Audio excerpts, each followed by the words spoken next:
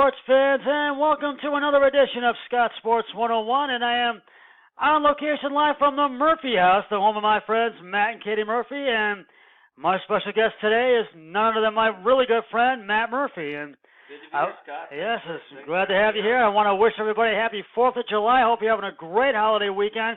Hope you had a great 4th yesterday.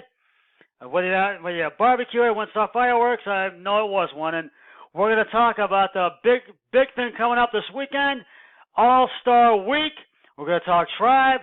We're going to talk Browns, Cavs, all sports in general. But first, here is today's Scott Sports 101 trivia question. And it is an Indians trivia question, oddly enough, because we do have a few of our Cleveland Indians that are going to be in the All-Star game this week.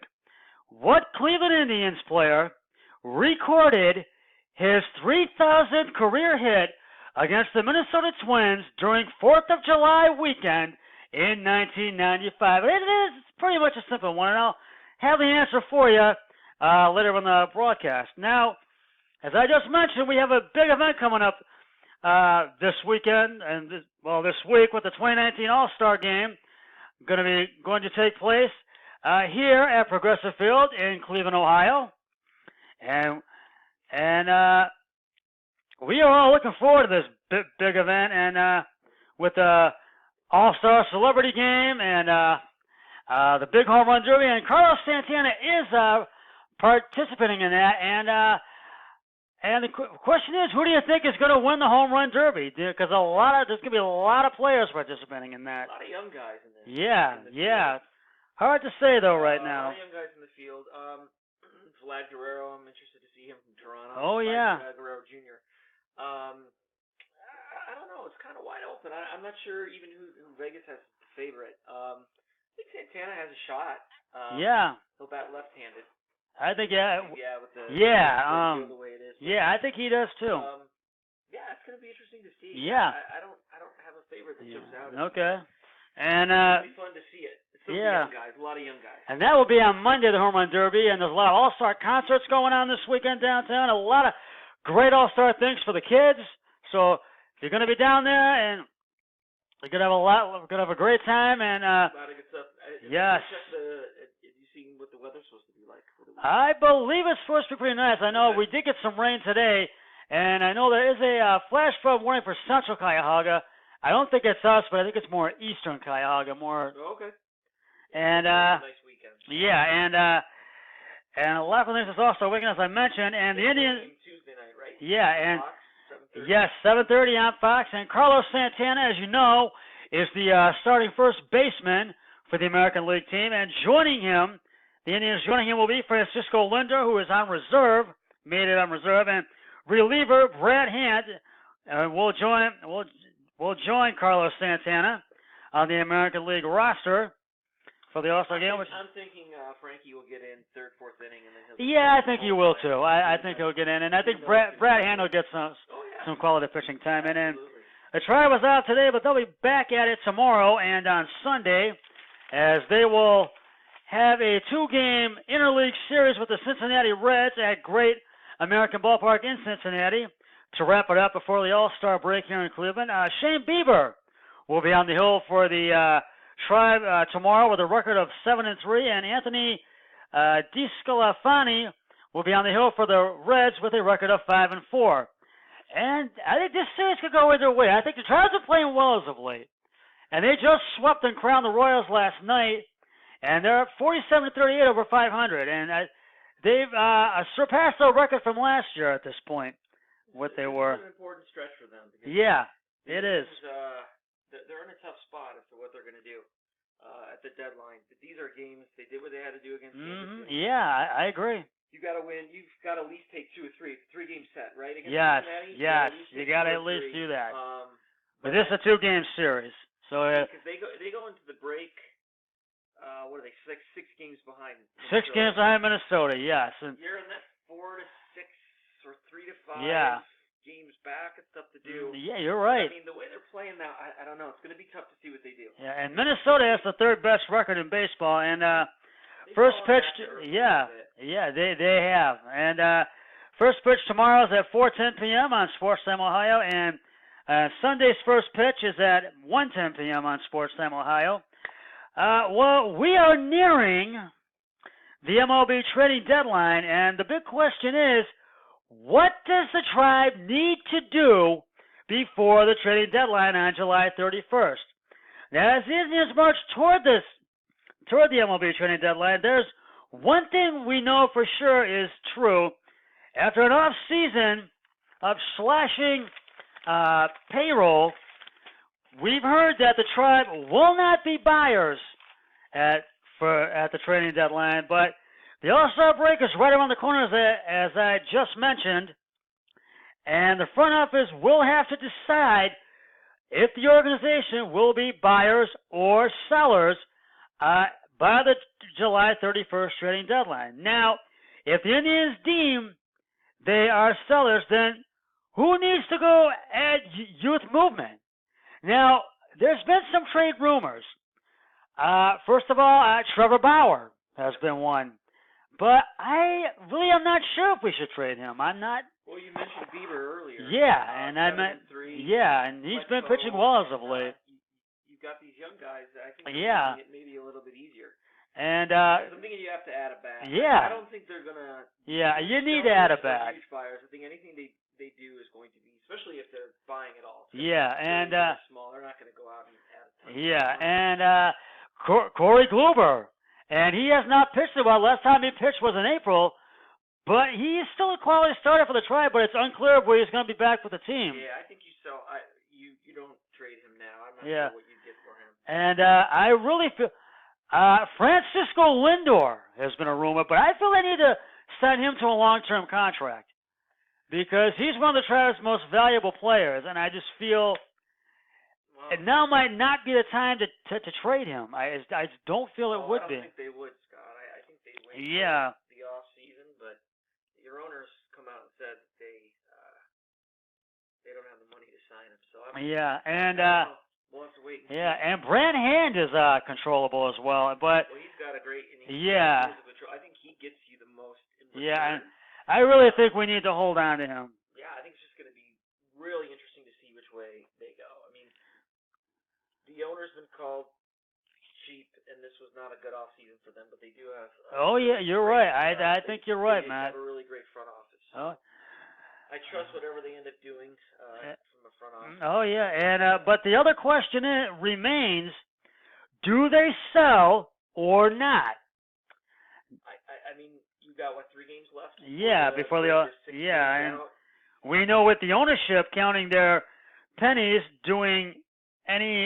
not going to be doing any buying, and the entire off season was spent cutting payroll and slashing it. And this is not a team, is an organization that's looking to take on money. But I think Bauer would net you a really, really good bat. Yeah, I think he would too. And I think this other team made it maybe a little bit easier for them to. I think you're right. Do you know who the Twins have this weekend? I forgot. I think I believe that they are playing the Detroit Tigers. I believe. We'll have to I'll check us if we're wrong, but we'll have to double check it. Now, if they could somehow get that to 5 or 4 before the break, it sets up for a really interesting. Yeah, because the Royals they've been playing. Half, and the deadline's at the end of July. Yeah, so July 31st. It really depends on where they're at. If they're 7 to 9 games out, that's I think insurmountable. You're right. I agree. And I think at that point you could Bauer or Hand, because in trading Hand, I think you get the most in return. Yeah, I think you're right. A quick turnaround. You don't know. Oh yeah. You'd be ready to go again next year. And now Kansas City's been playing fair a bit. They haven't been playing really great baseball, but they've been playing fair. I mean, it hasn't been bad, but it hasn't been good. But I mean. Now, Boston has been struggling a little bit. They've struggled in a few areas. It's just hard with the wild card. There's so many teams vying for it. And keep in mind that the Minnesota Twins have the 3rd best record in baseball right now. Yeah. But they've been faltering a little bit. They've been and they've got some injuries right now. I think they do. They've got good frontline pitching. I don't think they have a ton of depth. Yeah, they do. I mean, the Indians at what point were 11 games out? Yeah, but right now we're 6 games behind Minnesota now. So we'll have to wait and see what happens. Yeah, we'll see with the ownership, and we'll see what Tito Francona and the Tribe will do when the trading deadline approaches on July 31st. Now, we are now 3 weeks away from the start and opening of Browns training camp in Berea, and the first practice, I want to just mention, is sold out with our tickets for the 14 remaining ones on July 8th, and the first practice will be on July 25th, and it will wrap up on August 21st. And one of the big questions in Browns training camp in Berea will be, can Greedy Williams secure the number 2 cornerback position? Now, you might recall, Greedy Williams was supposed to be, projected as a first round. Projected as a first round, but the Browns took him in the later rounds due to concerns. But he really showed his stride during minicamp, but with training camp and preseason, that's going to be a different ballgame. And that's going to really show who is going to make. I'd be surprised if he didn't end up being that. But he's got some depth there. I thought, God, I'm going to forget his name now. This doesn't look good. Opposite Ward, and he went down with an injury. He came over from Kansas City. He played really well as your number 2. So we'll just have to wait and see. And I think he was the best cover corner. Yeah, he was. And I'd actually be surprised if he wasn't your starting. Yeah, or I think he could very well secure the number 2 spot, but it's going to be a different ballgame, and it's going to be really tough to see who will make the 53-man roster and who will not. I mean, these 4 preseason games will. Hey, we're not talking about the quarterback. No. So, at least we're not talking about that. We're talking about the cornerback. And another question will be, how long can the Browns keep Odell Beckham Jr. and Jarvis Landry together? Now, we're going to have a pretty good team this year, but Dorsey has said time and time again, don't believe the hype. Because these guys got to play together. They got to play together. They got to believe it. I think the odd man out, depending on how you feel about his contract, but not this year. No. Would be Landry. Do you think between the 2 of them they could get the Browns to the Super Bowl one of these years? Well, between the 2 of them, the key's Baker, of course. I absolutely think they could. Yeah. Of course. Because because for Beckham, his contract is it starts at $18 million. Jarvis Landry is $15.1 million, and they could go up. You never know. They could go up. Yeah, well, that'll be interesting to see. But the odd man out, looking ahead, not this year, but would Landry. Yeah. Now, I have a little bit of a question here because, as you know, the Browns have. Oh, whoa! I didn't realize I was running out. We're gonna have to take a little breather here because You want to get to the Cavs real quick? Yeah, I need to get to the question, the trivia question, so we'll reveal that really quickly. I didn't realize I was almost out of time, but here it is, the trivia question. What Cleveland Indians player recorded his 3,000th career hit against the Minnesota Twins on 4th of July weekend in 1995? Matt, you want to take a crack at it before I reveal it? Eddie Murray. You are correct, and if you all said it out there, my viewers and subscribers, you are correct. And it was during 4th of July weekend in 1995, Edward Clarence Murray recorded his 3,000th career hit against the Minnesota Twins at the Metrodome in Minneapolis, Minnesota in 1995. And all the players went out there to congratulate him. I was at Woodside Lake Park at my trailer when my family and I were camping out there. We went nuts. And it was great. It was something I will never forget. It was also the year that Tribe won 100 games and had that unbelievable dream season. One of the greatest teams. Yes. And as you know, by the time that season ended, Eddie Murray went back to the team that gave him the start in Major League Baseball, and that was the Baltimore Orioles. So let's get to the Cavs real quickly here.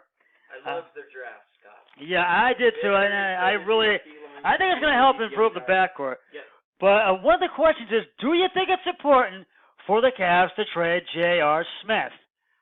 Well, he extended his deadline. I think 15th, so I think they're trying. And that just might be, because if they don't, it's going to be. They take on take on some unknown Yeah. salary and get a pick out of it. This team is still in Yeah, rebuilding mode. it's going to be another rebuilding year. But I loved their draft. All right, well, we're just about at time, so that's just about going to wrap it up for this edition of Scott Sports 101. Be a team player.